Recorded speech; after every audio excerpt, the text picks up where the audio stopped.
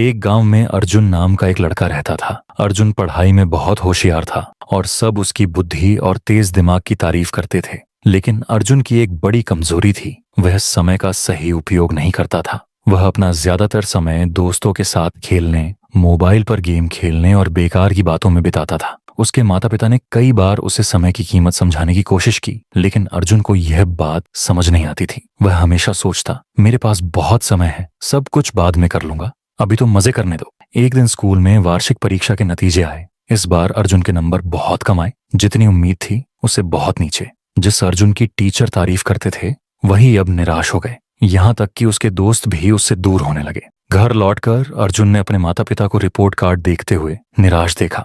अर्जुन को खुद पर गुस्सा आया, लेकिन उसे समझ नहीं आया कि अब आदत कैसे बदले। उस रात अर्जुन अपने दादाजी के पास गया, जो गांव के सबसे समझदार और सम्मानित बुजुर्ग थे। दादाजी के पास बैठकर अर्जुन ने अपनी परेशानी बताई और कहा, दादाजी, मैं समझ नहीं पा रहा कि मैं इस बार फेल कैसे हो गया, जबकि मैं एक अच्छा छात्र हूँ। दादाजी मुस्कुराए और बोले, बेटा, समस्या यह नहीं कि तुम अच्छे छात्र नहीं हो, समस्या यह है कि तुमने समय को हल्के में लिया। समय बहुत कीमती होता है, अगर इसका सही उपयोग करो तो सफलता मिलती है, और अगर इसे बर्बाद करो तो ये पीछे खींच लेता है। अर्जुन ने हैरानी से पूछा, लेकिन दादाजी, समय तो हमेशा होता है ना, मैं बाद में भी सब कर सकता हूँ। दादाजी गंभीर होकर बोले, नहीं बेटा, समय नदी के बहते पानी जैसा है, जो बह गया वो कभी वापस नहीं आता। चलो मैं तुम्हें एक कहानी सुनाता हूँ, जिससे तुम्हें समय की कीमत समझ में आएगी। दादाजी ने कहानी शुरू की। बहुत समय पहले विक्रम नाम का एक शक्तिशाली राजा था। उसके पास बहुत धन दौलत, भव्य महल और ढेरों नौकर थे, लेकिन उसे भी समय बर्बाद करने की आदत थी। वह देर से उठता, दरबार की जगह दोस्तों के साथ समय बिताता और हर काम कल पर टाल देता। एक दिन एक साधु उसके दरबार में आया और बोला, राजा जी, आपके पास सब कुछ है, लेकिन आप अपनी सबसे कीमती चीज समय को बर्बाद कर रहे हैं। अगर आपने इसे सही से नहीं अपनाया तो एक दिन आपको पछताना पड़ेगा।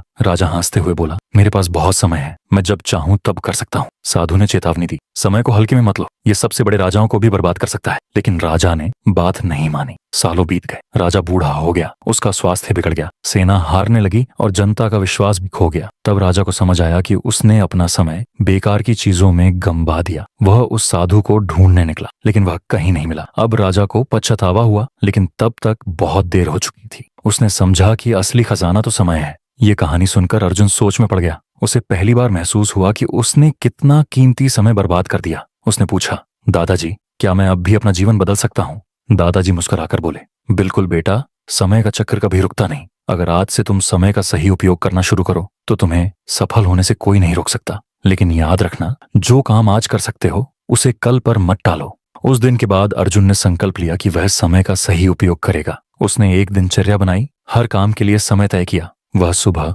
जल्दी उठने लगा, पढ़ाई पर ध्यान देने लगा और व्यर्थ की बातों से दूर रहने लगा। धीरे धीरे उसके मेहनत के अच्छे नतीजे आने लगे। अगली परीक्षा में वह क्लास में प्रथम आया। फिर वह एक सफल व्यवसायी बना और अपनी जीवन शैली से सबको प्रेरित किया।